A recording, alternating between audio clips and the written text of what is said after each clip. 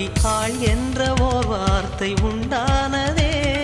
காதல் என்ற மந்திரத்தின் மாயம் என்ன? கல்லும் முள்ளும் இப்போது பூவானதே.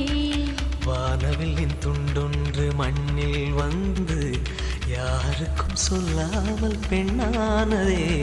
தென்மேற்கு பருவக்காற்று தேனி பக்கம் வீசும்போது சாரல் இன்பச்சாரல்.